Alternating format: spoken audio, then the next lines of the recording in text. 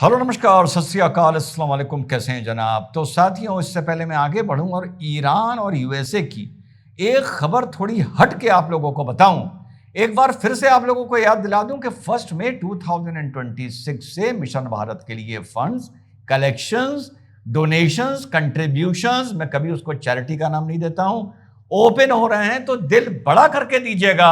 आपकी जेब कितनी बड़ी है ये नहीं देखा जाएगा, आपका दिल कितना बड़ा है देखा जाएगा। 11 rupees, 21 rupees, 51 rupees, 101 rupees. I will be so very grateful. और यकीन करिए, आपका एक एक पैसा मेरे पास आपकी अमानत है, जिसमें एक पैसा भी इधर से उधर मिशन भारत को मजबूत और बच्चों को, कैडेट्स को मजबूत करने के अलावा कहीं खर्च हो ही नहीं सकता। ठीक, तो साहब बात करते हैं ईरान की।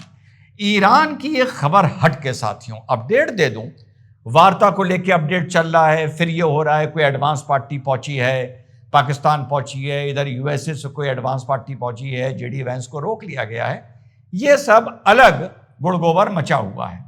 ईरान के अंदर से अब कुछ खबर आई है। स्ट्रेट ऑफ हॉर्मुज को भी आज के वीडियो में कवर नहीं कर रहा हूं। इस टाइम ईरान में 4 कबाब की प्लेट 50 लाख से, वो डिपेंड करता है नींबू या प्याज कितनी पड़ी हुई है उसके ऊपर, 50 लाख से 60 लाख रियाल की आ रही है। चावल और 2 पीस चिकन की जो प्लेट है वो 30 से 40 लाख रियाल की आ रही है। और साथ साथ एक सॉफ्ट ड्रिंक कोई भी आप पकड़ के चलें, वो औसतन 8 लाख से 12 लाख रियाल की साथियों आ रही है।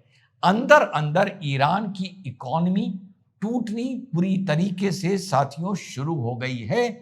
ब्रेड के लिए लाइनें लग रही हैं, बॉटल वाटर के लिए लाइनें लग रही हैं, खाने के लिए, वीट के लिए, हर चीज के लिए वहां लाइनें लग रही हैं।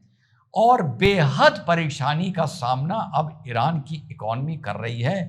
किसके चलते? एक तो इस वॉर के चलते, और दूसरा जो यूएसए ने ताले पर ताला लगाया है, उसके बारे में भी आपको बताता हूं कि उसका कोलैटरल इफेक्ट क्या हो रहा है, कि ताले से ताले का मतलब क्या था, ये अब थोड़ा सा सामने आ रहा है।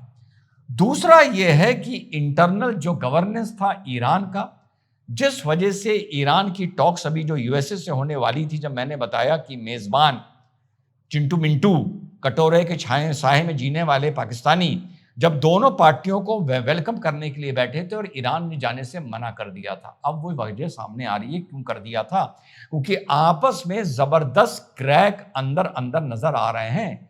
एक इंटरनल डॉक्यूमेंट वायरल हुआ है साथियों, जिसके होने के बाद फिर से सब एक ही तरह के बयान दे रहे हैं। और यह भी कहा गया है कि जिसने इस डॉक्यूमेंट को वायरल किया उसकी डेथ सेंटेंस होगा। उसमें यह है कि बहुत से सीनियर इस्लामिक या ईरानियन लीडर्स ने, जिसमें पेजेश्कियान भी आते हैं, अगराची भी आते हैं और गालिबफ भी आते हैं, और ऐसे कई लोग आते हैं, इन्होंने मुश्तबा खमानी को एक लेटर लिखा। हाँ, मुश्तबा खमानी जहां भी हैं किसी से नहीं मिल रहे हैं। रिपोर्ट यह भी आई है कि अभी कुछ दिन पहले अगराची को उनसे मिलाने के लिए, जब वो यूएसए की टीम से मिलने के लिए पाकिस्तान आ रहे थे, अब ये रिपोर्ट आई है मिलाने के लिए उनके पास ले जाया गया था, तो आईआरजीसी ने अगराची को भी ब्लाइंड फोल्ड कर कर ले गए थे।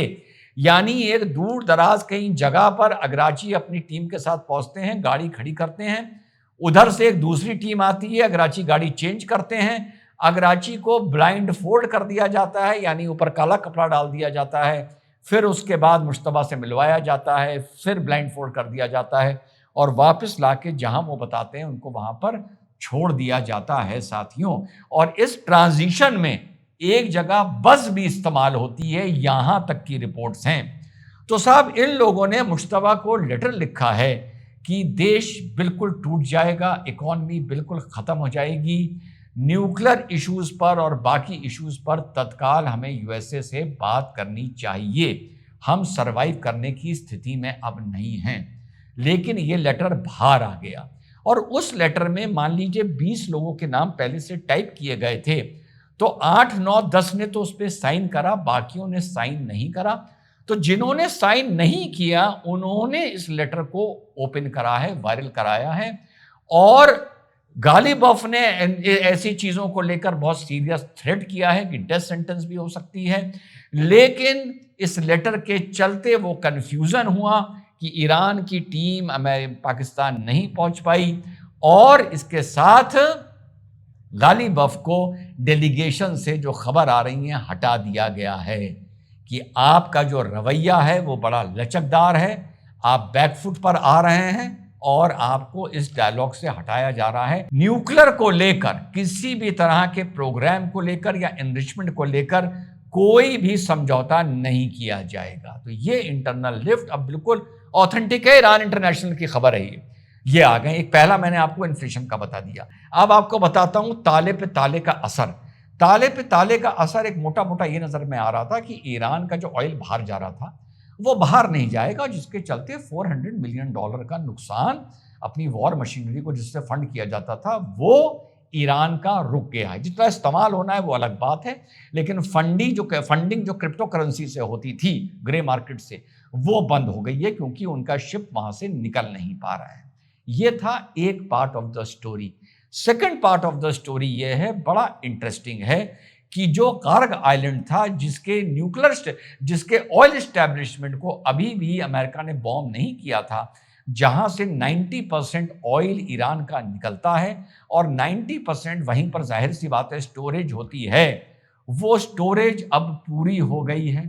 इसके अलावा ईरान ने अपनी जो इनकी फ्लीट होती हैं ग्रे फ्लीट्स, उसमें ऑयल पंप करके वहीं स्ट्रेट ऑफ हर्मुज में खड़ा कर दिया है। उसके अलावा और डिपोज में भी इनका ऑयल स्टोर किया जा रहा है। रिपोर्ट्स ये बता रही हैं, क्योंकि इस रिपोर्ट को मैं काफी दिन से फॉलो कर रहा हूं, करीबन 1 महीने पहले से मैंने इसको फॉलो करना शुरू कर दिया था, या 20 दिन पहले से। अब रिपोर्ट्स ये आ रही हैं कि ईरान के पास 14 दिन का स्टोरेज और बचा है अपने ऑयल के लिए, और अगर ये ब्लॉकेड 14 दिन और चल जाता है तो एक बहुत बड़ी मुसीबत में ईरान फंसने जा रहा है। आप एकदम से यही सोचेंगे तो क्या हो गया भाई, $400 मिलियन का जो नुकसान हो रहा है यही तो होगा कि जो ऑयल बिक नहीं पा रहा है।